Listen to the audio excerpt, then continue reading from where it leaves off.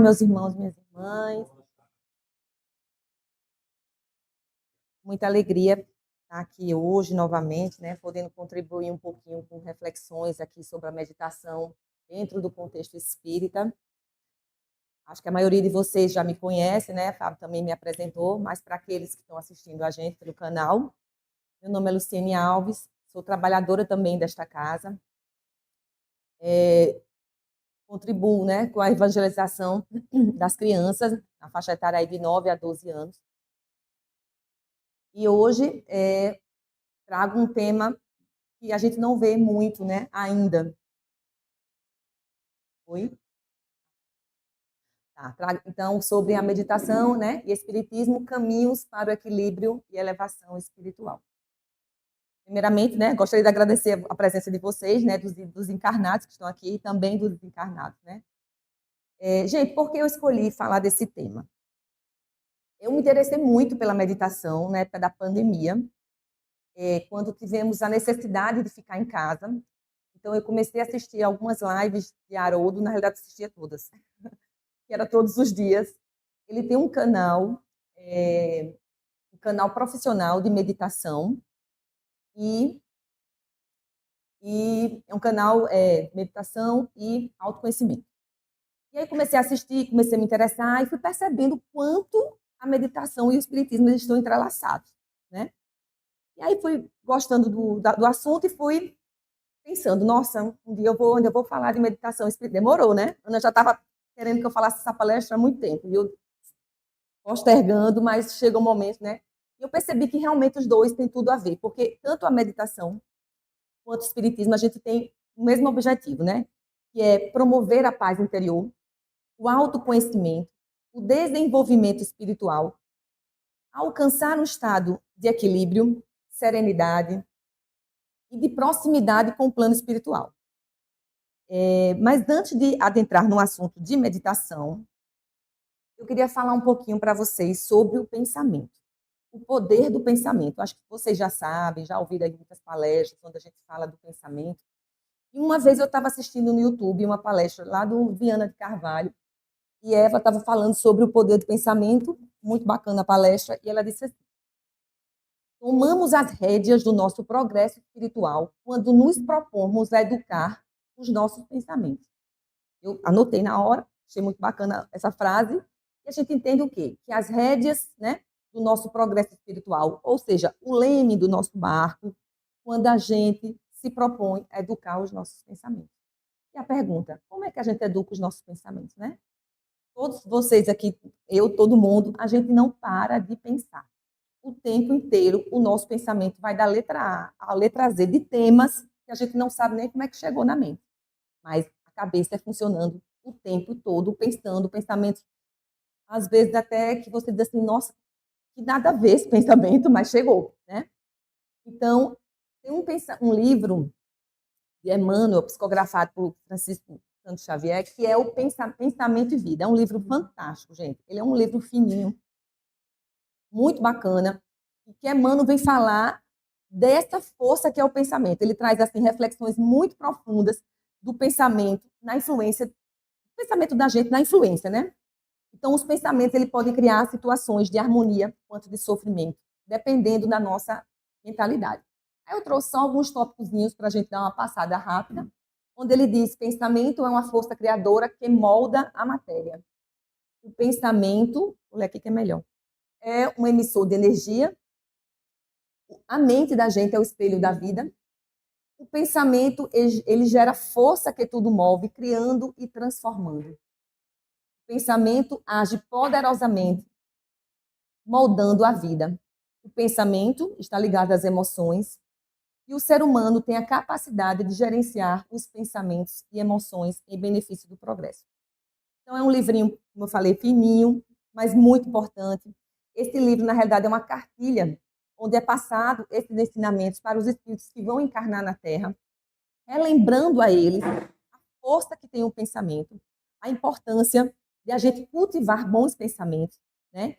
Então, é um convite à reflexão sobre como os nossos pensamentos, de fato, podem moldar a nossa realidade. E ele sugere o tempo inteiro que a gente escolha os pensamentos mais elevados e edificantes, né? E esses pensamentos, eles sim vão trazer harmonia para a nossa vida, paz. E eu acho engraçado uma vez que eu sempre digo para as crianças da evangelização a força que tem um pensamento deles, né? Uma vez, há muito tempo atrás, eu fiz uma brincadeira com as crianças pedindo para eles imaginarem uma maçã. E eu falei, gente, imaginem uma maçã, feche os olhos, pense forte na maçã. E aí eles foram pensando, vão imaginando a cor da maçã, se ela é verde, se ela é vermelhinha, grande, pequena. Aí eles fizeram essa mentalização. E aí eu disse, pronto, todos vocês criaram maçãs. E elas estão aqui, no plano extrafísico, que é um plano onde a gente não consegue, aos nossos olhos materiais, enxergar, mas todos criaram maçãs. Isso para mostrar para ele a importância desse pensamento e como eles precisam cultivar bons pensamentos, como o rancor, a raiva, como fazer filminhos na cabeça quando a gente está com raiva de alguém, a gente pensa assim, nossa, se eu fizesse isso, esse filminho é terrível, porque na hora que a gente está fazendo isso, a gente está mentalizando, a gente está criando o tempo todo. E é importante a gente sempre falar para os nossos filhos, né? A importância que tem realmente de cultivar esses bons pensamentos, né? E aí, voltando agora para a meditação, então o que seria meditar, tá? A palavra meditação é uma palavra que vem do latim, que é meditare, que significa voltar-se para o centro, no sentido de desligar-se do mundo exterior e voltar a atenção para dentro de si. A meditação, de fato, é uma prática milenar que busca o autoconhecimento e a conexão com algo maior do que nós mesmos. Isso aí é um conceito básico que a gente vê na internet, né? E há cerca de mais ou menos 800 mil anos atrás, ali no período paleolítico, quando o homem descobriu o fogo, existem uns estudos que dizem que ali, naquele momento, aqueles nossos ancestrais tiveram as primeiras experiências de um estado alterado de consciência, naquela época. Por quê? Porque ali, na frente do fogo, o fogo afastava os animais ferozes, então ali eles conseguiam dar uma relaxada, eles ficavam ali naquele momento contemplando aquele fogo, que era uma novidade para eles. Então, teve os primeiros, né, primeiros estados meditativos foram há muito tempo atrás. E aí, de fato, a palavra meditação veio, de fato, né, lá mais de 5 mil anos lá na Índia, e aí foi se espalhando pela Ásia, foi ganhando diferentes vertentes, chegou aqui no Ocidente, e a gente tinha aquela impressão de que meditar era ficar naquela posição de lótus, né? Isolados no mundo ali para alcançar um estado de pureza espiritual, a libertação dos desejos materiais. Então, a gente tinha um pouco essa impressão de que a meditação seria isso, e não deixa de ser, existe sim essas práticas, né, até hoje, mas trazendo a meditação dentro do nosso contexto aqui, do espiritismo, a gente vai falar de uma meditação de analisar, de refletir, de sentir, mas também de aquietar e silenciar os nossos corações, permitindo que a consciência e a espiritualidade amiga possam se fazer ouvidos. Esse é o objetivo das reflexões de hoje. E, nesse contexto, eu sempre me perguntei, nossa, eu queria tanto um livro que eu pudesse reunir esses mentores maravilhosos, Joana de Ângeles, né? Emmanuel. Eu queria que tivesse um livro que tivesse todas essas passagens sobre meditação num livro só. Aí eu achei. É esse livro aqui maravilhoso, Meditação e Espiritismo. Comprei lá na Federação, de César Saide e Silvia Saide. Eles estiveram aqui, inclusive, o ano passado, na Federação, fazendo a divulgação desse livro.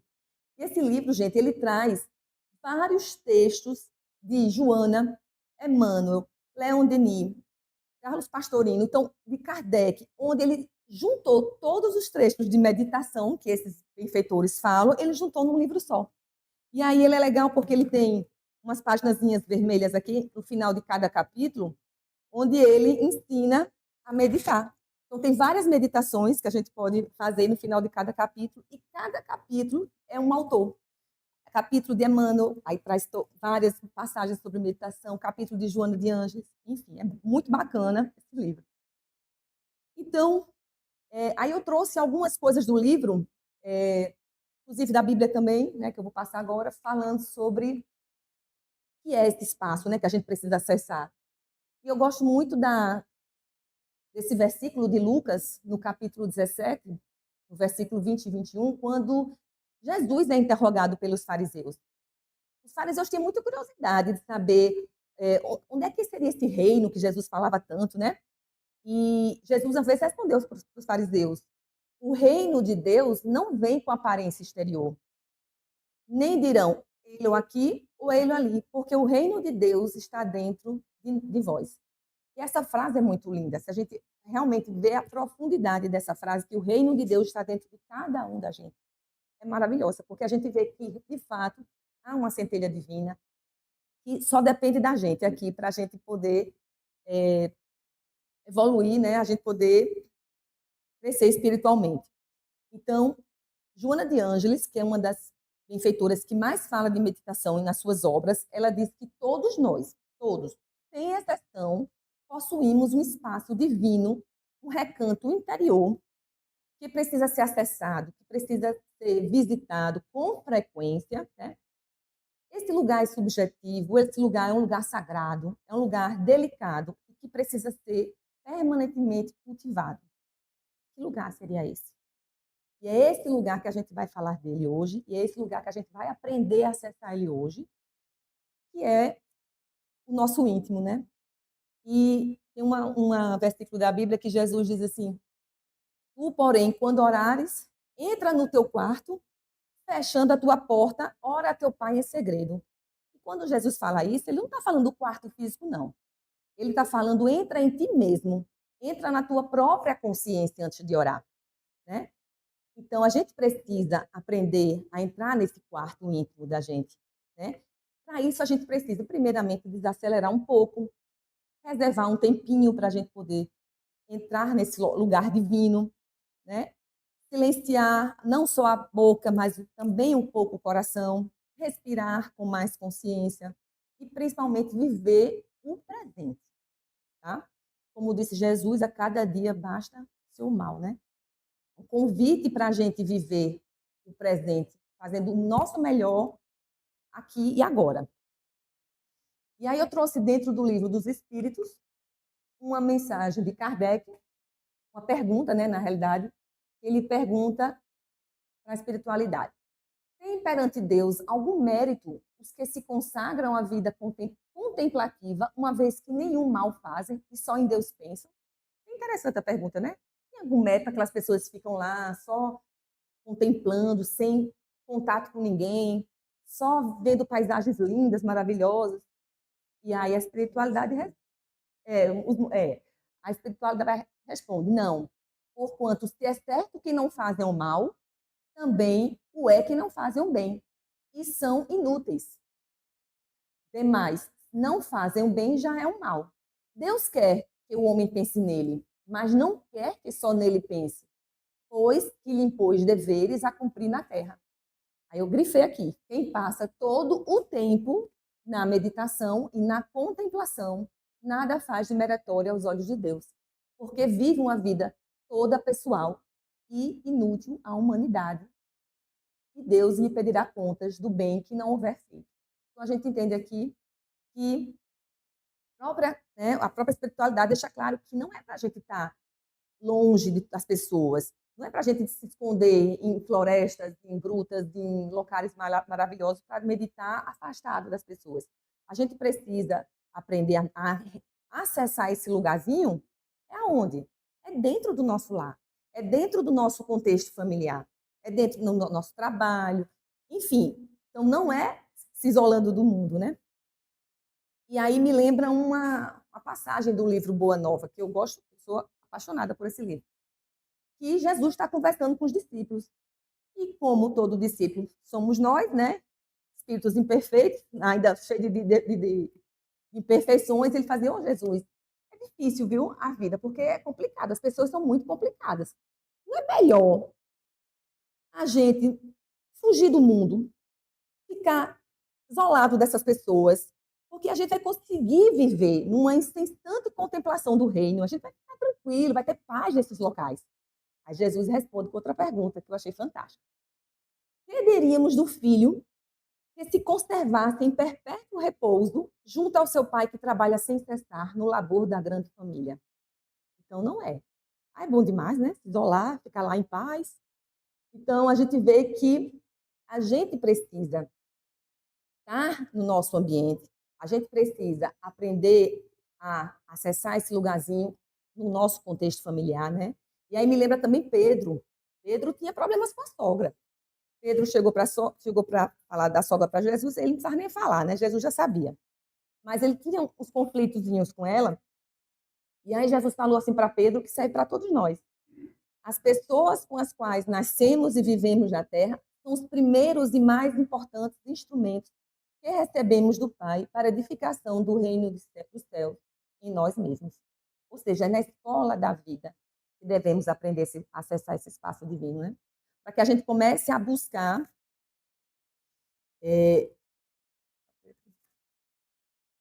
parou.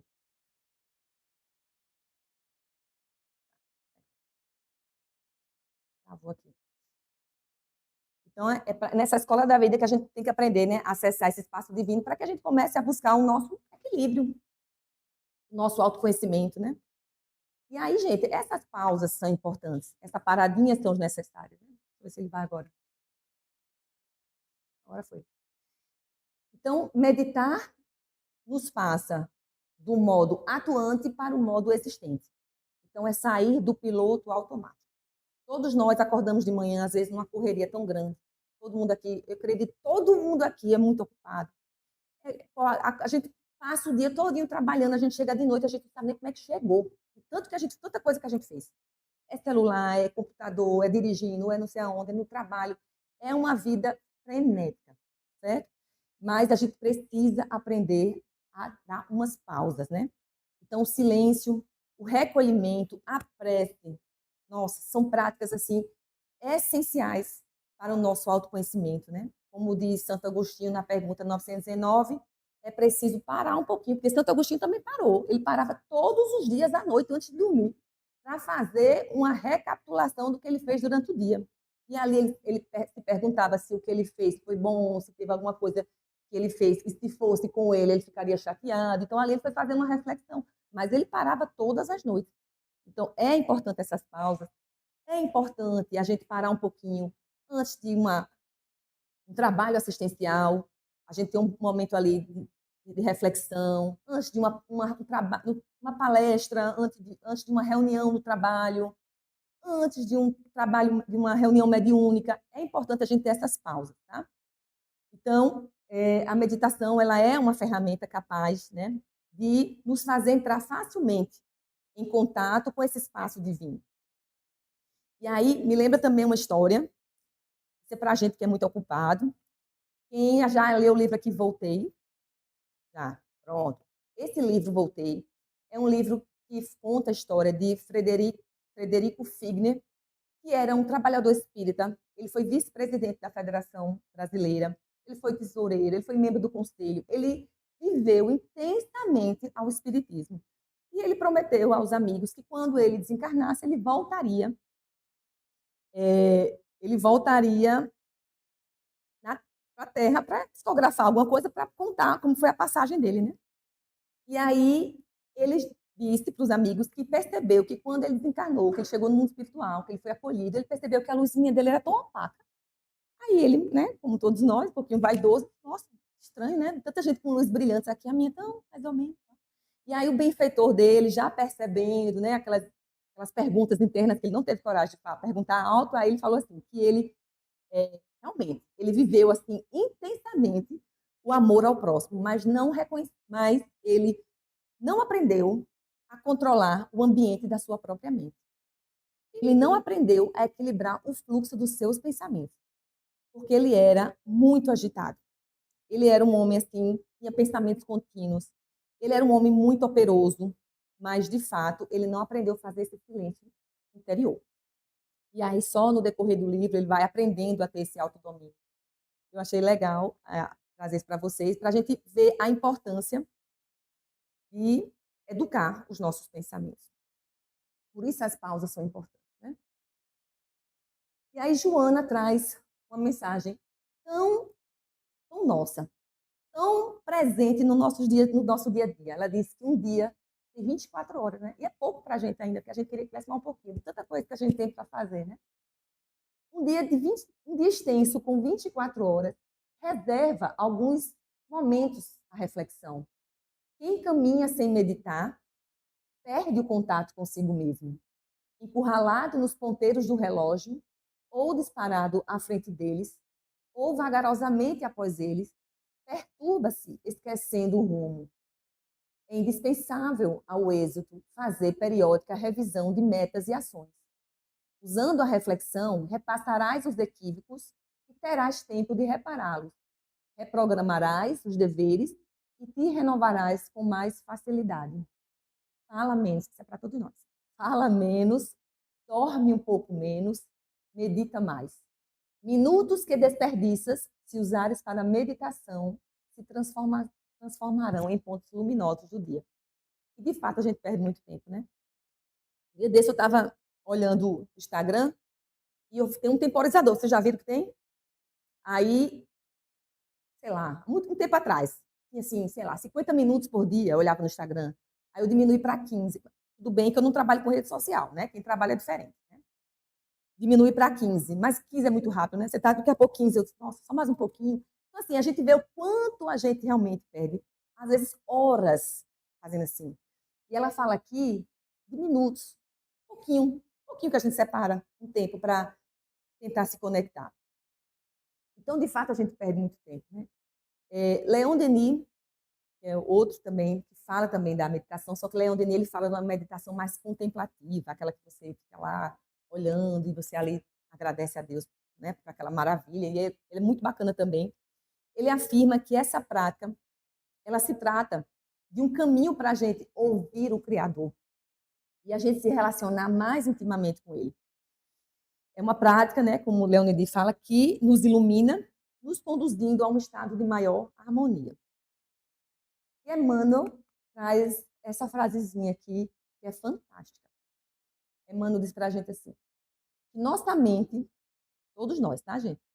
Sofre sede de paz, assim como a terra tem a necessidade de água fria. Então, todos nós aqui, terráqueos, né, nascidos aqui no planeta Terra, se a gente está aqui é porque a gente precisa passar por alguma prova, por alguma expiação.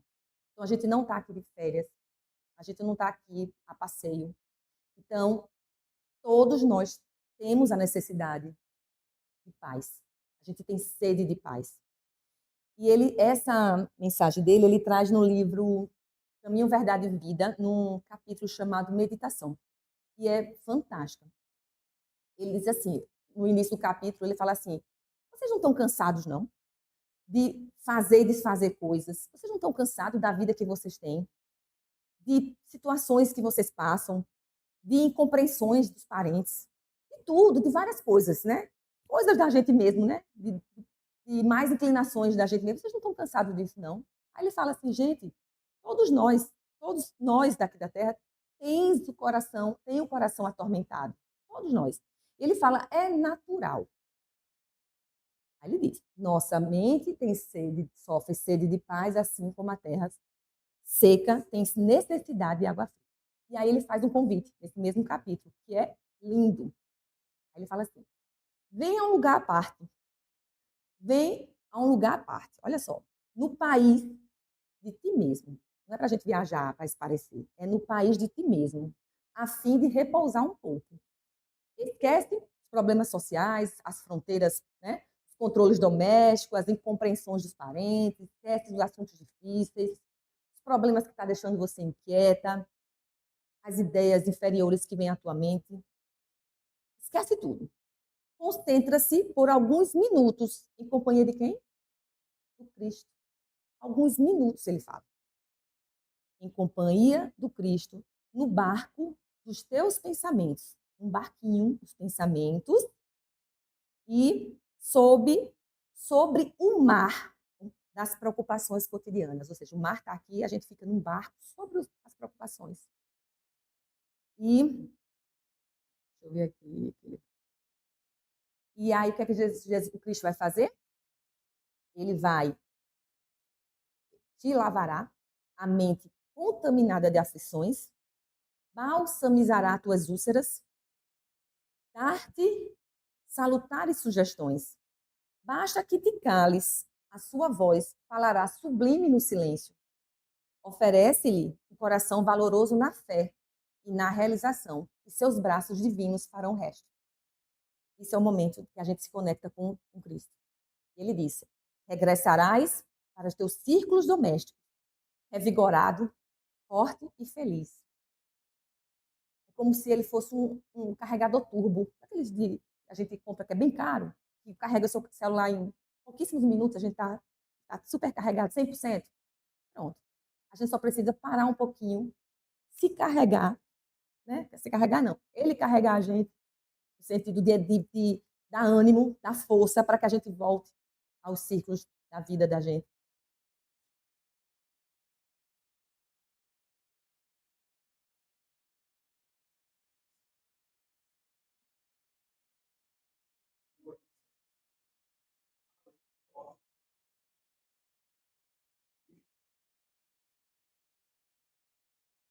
Sim, verdade. E aí a gente vê, né, como é importante esses momentos que a gente precisa parar um pouquinho. Para você ter ideia, vocês terem ideia, está tão sério a questão da saúde mental da gente, né? Que sai uma nova lei. Eu sou gerente de uma clínica e eu recebi essa nova lei para agora, maio. Que o Brasil vive uma das piores crises de saúde mental. E isso está impactando diretamente nos trabalhadores na Previdência Social, porque muitas pessoas estão se afastando por problemas psicológicos mesmo, né? E aí as empresas agora elas vão ter que cuidar da saúde mental dos funcionários. Então, assim, gente, esse momento que a gente vai buscar se conectar é um momento que a gente se recarrega, é um momento que a gente precisa também trabalhar isso na nossa mente, ter esse equilíbrio, para que a gente preserve a nossa saúde mental, que hoje ela vale ouro.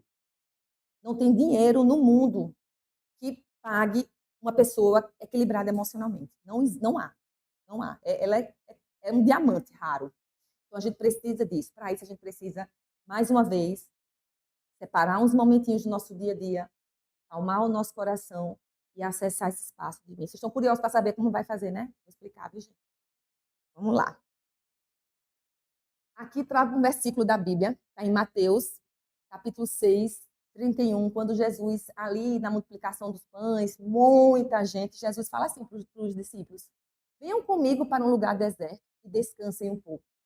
Então, ali, Jesus não está falando de um lugar que favorece a meditação, né? Como um lugar calmo, cachoeiras, que é lindo, que é maravilhoso, que favorece, sim.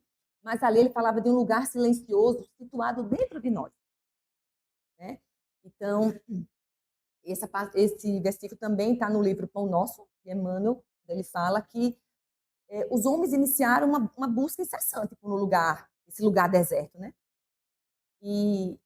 Mas ele fala, né? Prepara-te para servir ao reino de Deus na cidade, ou no campo, ou em qualquer estação. Não procures descanso impensadamente, convicto de que muitas vezes a imobilidade do corpo é tortura da alma. Antes de tudo, busca descobrir em ti mesmo o lugar à parte, onde repousarás em companhia do Mestre. E é bacana, porque isso convida para a gente também. Ele diz, venham comigo. Então, ele está com a gente. A gente nunca vai estar só. Então, ele faz esse convite para a gente, né? E essa passagem aqui é no Rio Jordão, viu, gente? Onde Jesus se batizou. Eu trago, assim, essas imagens do Rio Jordão, né? Para a gente, na hora que a gente for meditar, se a gente quiser visualizar essa imagem, também pode visualizar. É uma forma da gente, né? De abrir as nossas mentes. E Emmanuel também, no livro Consolador, ele faz uma pergunta que eu achei interessante e quis trazer para vocês também. Que ele fala, o que devemos fazer para o desenvolvimento da intuição? Todos nós, todo mundo quer ter intuição desenvolvida para a gente escutar os conselhos dos nossos amigos, né? Dos nossos amigos, os benfeitores, dos nossos amigos espirituais, todo mundo quer. E o que a gente precisa fazer para ampliar essa intuição? E Emmanuel responde, estudar, né? Estudar mesmo, fazer como Fábio agora, estudar, tem que estudar perseverantemente, ou seja, dedicar-se ao estudo mesmo, constante, com disciplina, né? Esforçar-se sinceramente, né?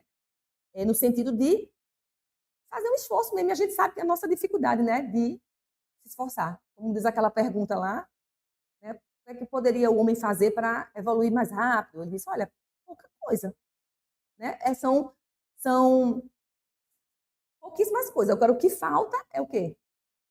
Vontade, né? E uma meditação sadia, que é a prática da meditação de uma maneira equilibrada e saudável. E a gente vai lembrar também um pouquinho de Paulo de Tarso, né? Quem lembra de Paulo de Tarso? Paulo de Tarso passou quantos anos no deserto meditando? 3 anos. Mas tu acha que Paulo de Tarso ficou lá sem fazer nada? Trabalhou e muito. E estudou os textos evangélicos e muito. Trabalhou, estudou, silenciou o coração. Então, ali naqueles 3 anos, né, que ele ficou fazendo tapete, vendendo lá tapete com Áquila e Prisca, que era um casal de amigos que foi lá no meio do deserto. Então, aquele momento, ele foi revivendo a si mesmo, ele mergulhou fundo no seu próprio eu, reconheceu os estragos que o seu ego tinha promovido, foi de encontro a culpas, remorsos, tristezas, e foi um período necessário para ele. Né? Aquele momento de solidão foi extremamente importante para a missão que Paulo tinha, que era de divulgar a boa nova. Né? E Paulo era um vaso escolhido pelo Cristo. Cristo foi lá buscar ele às portas de Damasco, porque estava na programação de Paulo ser o grande divulgador da boa nova. Né? E ali, Paulo, naqueles 3 anos, estudou muito, né? Trabalhou, enfim. Ele encontrou, aos poucos, o equilíbrio para agir mais, reagir menos, falar menos e ouvir mais. E ali ele foi encontrando aquele equilíbrio para poder fazer o que ele tinha que fazer. E ele começou a aprender, né? Aprender a viver o aqui e agora com calma, né? Paz. E E agora vamos entrar um pouquinho em Joana, onde ela vai definir o que é meditar. Né? Então, para Joana, meditar é aplicar a concentração na busca de Deus interiormente, com determinação e constância. Seu objetivo único é o de atingir o fluxo divino, conhecer Deus, senti-lo, alimentar-se de sua energia, é o estado de quietação mental. Quando Joana fala de concentração, a gente vai imaginar que a gente precisa fechar os olhos, fazer uma força para se concentrar, porque senão a gente não vai ser legal, não vai ser prazeroso isso, né? Então, para que essa concentração aconteça de forma mais natural, a gente precisa inicialmente que a nossa consciência esteja presente, tá? Presente no aqui, de perceber a nós mesmos e ao mundo que nos cerca, né? Sem julgamento, sem culpa, sem pressa. Então, é estar presente nas cenas simples do nosso dia a dia, do cotidiano da gente. Que muitas vezes passam despercebidos na nossa rotina, né? Na nossa vida frenética. Muitas vezes, muitas coisas passam despercebidas. E aí, Joana vem trazer para a gente, para quê? Para que a gente vai fazer isso? Para que a gente vai meditar?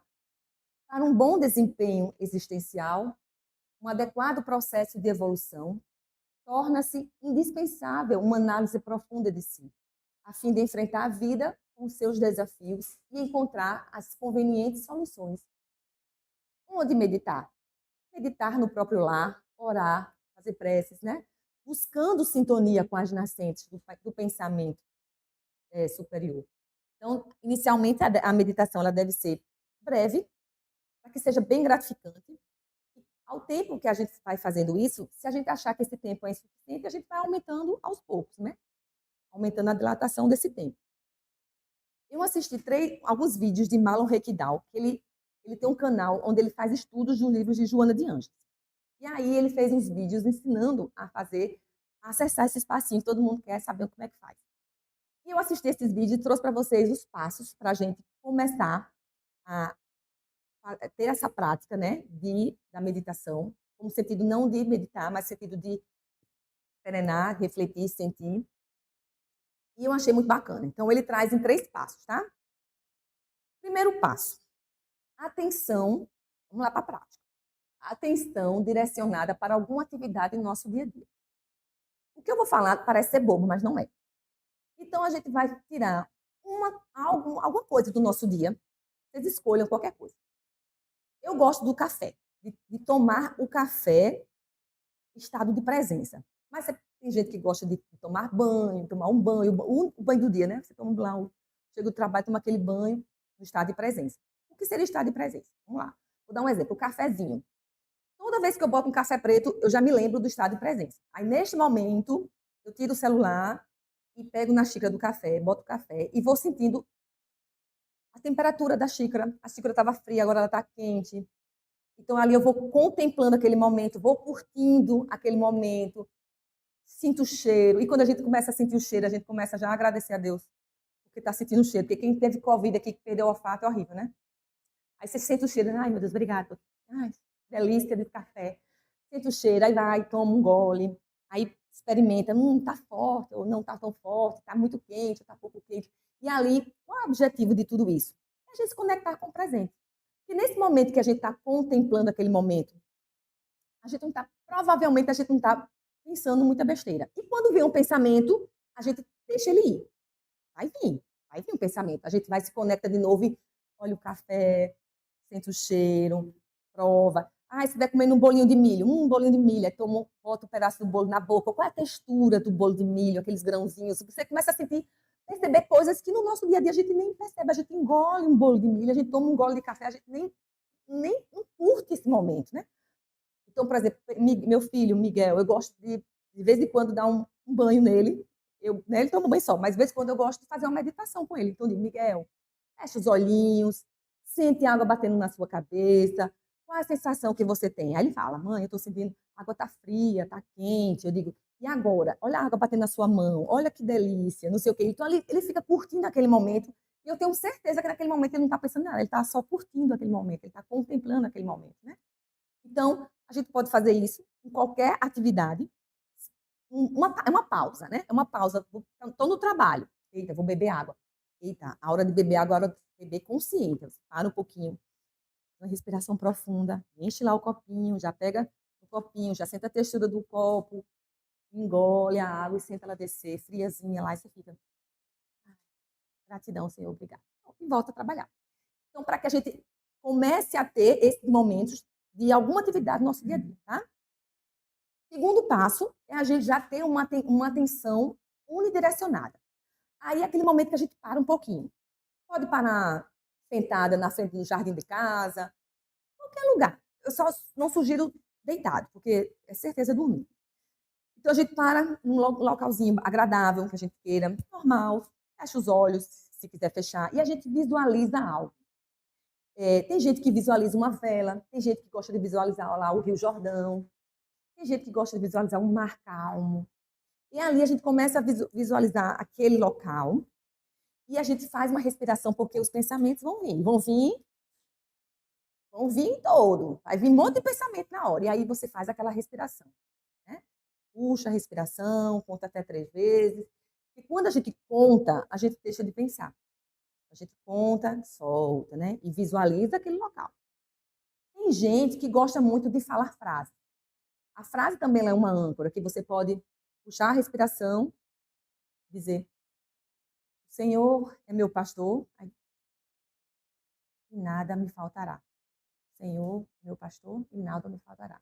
O pessoal chama de mantras, né? Mas qualquer frase pode ser, respire e diz: eu sou luz, solta a respiração.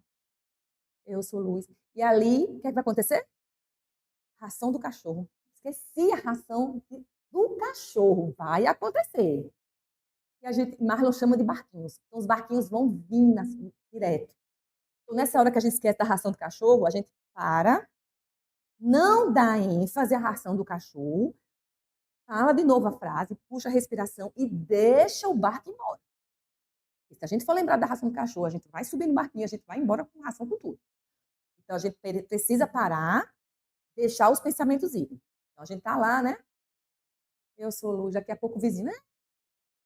Eita, dona, o vizinho está gritando. Tudo bem, volta. Então, o pensamento dispersa, traz o pensamento de volta. O pensamento dispersa, traz ele de volta. Então, gente, quanto mais o pensamento dispersar e mais a gente trazer ele de volta, a gente vai fortalecendo a musculatura. Um exemplo bem fácil aqui, eu acho que todo mundo faz preces e ora, né? Reza o Pai Nosso. quantas vezes, esteja o mês inteiro, não precisa responder não, a gente está fazendo uma prece, do nada a gente está pensando em outra coisa. É muito comum. Por que acontece isso? Porque a nossa mente não está fortalecida. A gente ainda não tem a mente forte. E a mente forte ela é igual a uma musculação. Enquanto, se a gente for pegar uma mesa pesada, se a gente tiver com o músculo fraquinho, a gente não consegue. Se a gente tiver com o músculo forte, a gente consegue. Mas se a gente está com o músculo forte, a gente precisa malhar. E malhar é o quê? Todo dia. Na dor, lá, vai malhando, vai se concentrando, disciplina, disciplina, disciplina. Daqui a pouco a gente está levantando cadeira, levantando tudo. Mesma coisa é. A gente dispersa fácil demais. A gente está fazendo uma prece, a gente está orando o Pai Nosso, daqui a pouco a gente está lembrando do açúcar que esqueceu, da água que bebeu. Então, é muito comum a gente dispersar muito fácil. Porque a gente precisa realmente fortalecer a mente, né? E é interessante que ele diz assim, a mente, Gil, a mente da gente, se a gente imaginar a mente como um rio tranquilo, a gente vai perceber. Quando uma folhinha cai no rio, se for bem tranquilo, a gente não percebe? Coisa de pensamento. Agora, se a gente percebe uma influência, qualquer coisa que vier à nossa mente, a gente vai perceber às vezes que aquele pensamento não é nosso. Agora, se tiver um pensamentozinho agitado, grudando pensamento no outro, no outro, no outro, a gente percebe não. Quando a gente vê, a gente está fazendo as coisas. Então, esse é o segundo passo, que seria essa atenção unidirecionada, né? O tempo, cada um vai pensando, né? Começa com 1 minuto, amanhã é 2 minutos. Então, Joana disse que tem que ser um tempo suficiente para que você saia com a sensação de prazer, né?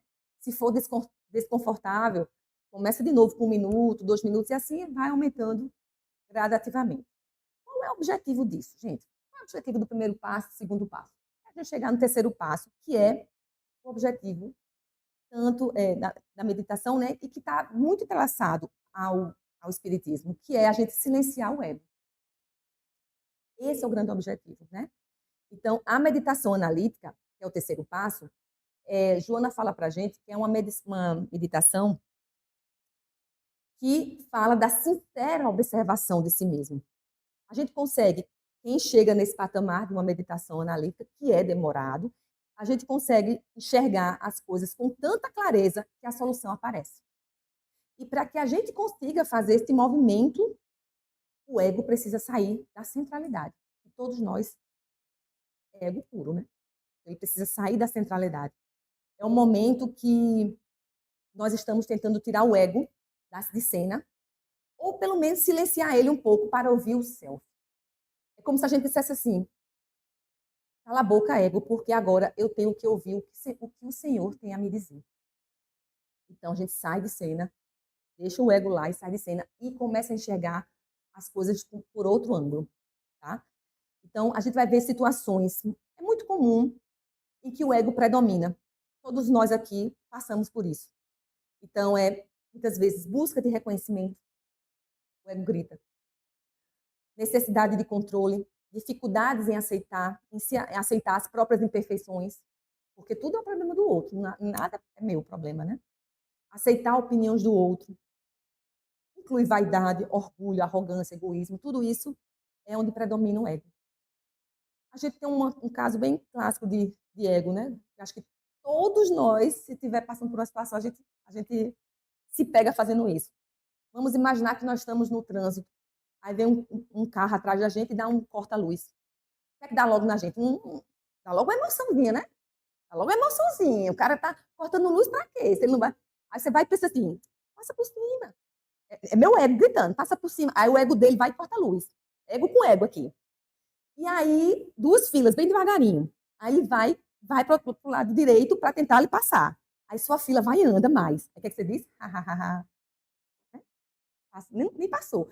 Então, isso é ego puro. Ego puro. Então, assim, a gente precisa aprender a ver onde é que está. Se enxergar, né?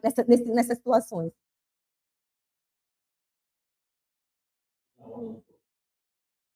Falta de. Não, mas aí é puramente a gente não está com a consciência desperta, Damião. Porque na hora que a gente está com a consciência desperta, a gente consegue perceber que a gente está indo na onda dos outros.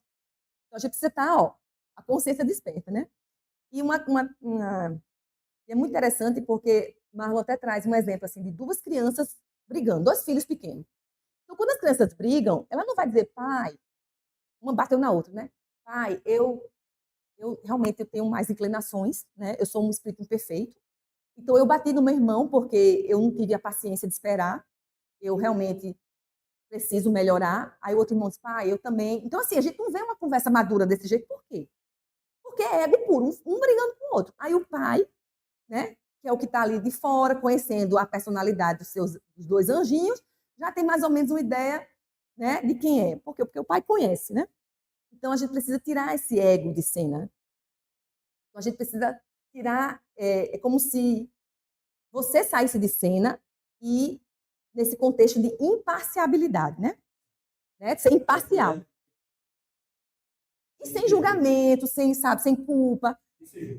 Isso. E a gente tem que ser justo com a gente mesmo, e às vezes situações que às vezes você diz, eu fiz isso, aí joga para o outro, porque fulano fez isso. Eu só reagi assim porque Rita fez isso comigo. Se Rita não tivesse feito isso, olha só. Então, nessa hora, tem que olhar a situação entre Rita e Luciene, alguma conversa que elas tiveram, para que eu consiga ver de outro ângulo as imperfeições de Luciene, as imperfeições de Rita, e que acolha nesse momento, né? Então, essa seria o terceiro passo. Eu trouxe essa ilustração, sou eu, viu, gente? Essa é a ilustração. Como é o nome? Como é o nome dela, Ana? Gracinha. Não, Gracinha não, atrás de Gracinha. Dalva, é deficiente visual, Dalva? Pronto, Dalva, eu trouxe uma ilustração, eu sentada de frente ao mar, um mar calmo, tranquilo, e outra igual a mim, me olhando com acolhimento, com amor. Luciene, duas Lucienes eu botei. Então, eu trouxe uma frase também que diz assim: a meditação analítica, no contexto espírita, ela pode ser utilizada para reduzir a centralidade do ego e promover a autoconsciência, permitindo que o indivíduo se conecte com o seu eu superior e com o plano espiritual. Então, nessa hora, eu me imagino, às vezes, assim, gente, eu me imagino de verdade. Quando eu estou meditando, eu fico me imaginando realmente num lugar calmo, e é como se eu saísse um pouquinho de cena e viesse outra eu de mim, e ali a gente batesse até um papo. Né? O que você está sentindo? Porque ali eu não preciso esconder dela, que sou eu. Eu posso conversar abertamente das minhas emoções, dos meus sentimentos. E nessa hora, muitas vezes, vem um pouco de intuição, né? De que eu agi errado, de que aquela atitude foi puro ego da minha parte. Então, é interessante que a gente faça essa autorreflexão, né? Então, a meditação analítica, ela realmente traz uma consciência mais dos nossos pensamentos, a gente começa a perceber, a gente começa a não falar mais, falei sem querer. Não, não existe falar sem querer para quando você começa a meditar. Você sempre fala com muita consciência o que você vai falar. A expansão também da consciência, né? A gente observa muito os pensamentos da gente e tenta não julgar os pensamentos, né? Considerando que nós somos ainda espíritos imperfeitos, que a gente está aqui tentando, né, melhorar. Então, a gente tem o subconsciente, mas a gente precisa se conhecer. Como é que a gente se conhece? A gente precisa primeiro, sim, mas a gente precisa ter esse momento de pausa para que a gente consiga se conectar com a espiritualidade, com Deus, né? E nesses momentos a gente vai se percebendo, né? Então, se você é uma pessoa que você percebe que talvez você não perceba, mas às vezes a pessoa você percebe que você tem algumas atitudes, né? E aí você meio que para pensar, não como Damião, mas como outra pessoa fora de Damião. Começa o outro eu, o self, como se você estivesse olhando de fora uma situação. É difícil, Damião, porque todo mundo tende a só pensar e só se enxergar com o seu óculos. Ninguém quer enxergar com o óculos do outro. Cada um só enxerga com o seu óculos, né? É, sou eu, Daniel, tá vendo? Mas isso é inteligência artificial, viu, gente? Não é verdade, não. Então, Joana fala que, no livro Meditação e Ação, que o autodescobrimento é o clímax de experiências do conhecimento da emoção através de uma equilibrada vivência. Ou seja, não existe, certo? Não existe transformação moral, que é o grande objetivo de todos nós aqui no planeta Terra, se não for pela via do autoconhecimento. Não existe. Então, para conseguir né, para consegui-lo, faz indispensável o empenho com que o homem se aplique na tarefa que possibilita. E ela fala: é certo que o homem que tenta se reveste inicialmente de várias dificuldades aparentes, todas passíveis de superada. Então, ela já fala que vai ser difícil a gente no começo, que a gente vai sentir dificuldade, que a nossa mente ela é indisciplinada, mas não há problema, não podemos desistir. É um processo longo, que vai exigir da gente empenho, muita disciplina, perseverança, mas é possível sim de realizar. Aqui eu trago alguns benefícios da meditação, que aqui a gente fala do benefício, vamos supor, do meio acadêmico, dos estudos acadêmicos, né, que a meditação ela traz descanso físico e mental, redução de ansiedade, um monte de coisa, melhora na oxigenação, frequência cardíaca, aumento da capacidade de concentração, muitas coisas. Mas eu trouxe os benefícios da meditação dentro do contexto espírita, que é o equilíbrio emocional e mental. A gente passa a ter maior cuidado, Damião, com os pensamentos, a gente fala com mais consciência, a gente faz as coisas com mais consciência, né, de forma consciente. O desenvolvimento do autoconhecimento, então, ajuda a compreender as emoções que a gente sente, os pensamentos, os comportamentos. Então, isso é essencial para que a gente possa se tornar pessoas melhores, né? Conexão com os espíritos elevados. A meditação ela é um meio também de fortalecer a nossa sintonia com os espíritos de luz, né, que podem nos enviar inspirações, intuições e ajudar no nosso progresso. Pois é, que é ali a conexão com os espíritos elevados, né, que ali existe também a questão da vibração, que quem diz muito isso é o espírito Carlos Torres Pastorino. Ele fala que a meditação, que é esse exercício de silenciar o interior, ela gera um bem-estar tão forte, né? Ela fortalece o sistema imunológico, facilita a libertação até de tormentos de obsessão, por facultar, né, ao praticante a mudança no campo vibratório, que é o que o Damião falou. De fato, há uma mudança, né? E a cura espiritual e energética. Então, a meditação, combinada com a oração, né? E a busca pelo bem-estar, pode promover a cura tanto do espírito quanto do corpo. E ao entrarmos em contato com o nosso interior e harmonizarmos nossas energias, atraímos boas vibrações e a proteção espiritual. Eu acho que para finalizar, essa imagem, trouxe uma imagem que é o rio Tiberíades, onde Jesus fazia ali as pregações. Olha que lindo, gente. Então, ali é um rio calmo, né? Então, ali cheio de pedras, tinha muitas pedras. Então, ali Jesus fazia as pregações. É também um lugar para a gente visualizar também.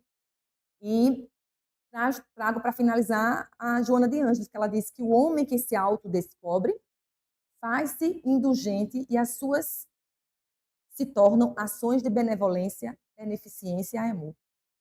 Então, a gente vê que não existe, de fato, um caminho de transformação moral, se não for pela via do autoconhecimento, como diz Santo Agostinho, como diz tantos mentores, né, das obras subsidiárias do Espiritismo. Então, eu deixo para vocês uma reflexão, um convite, que a meditação, ela se torna, a prática meditativa, ela se torna, depois você começa a praticar, uma necessidade da alma, não é uma obrigação. É só mais uma ferramenta que a gente pode ter, né? Como a prece, a gente tem a prece, a gente tem outras ferramentas, mas é só mais uma para a gente buscar se conhecer, esse autoconhecimento, né? Esse autoaperfeiçoamento. E é isso, gente. Eu espero ter, né, ter contribuído com alguma coisa dessas reflexões e gratidão.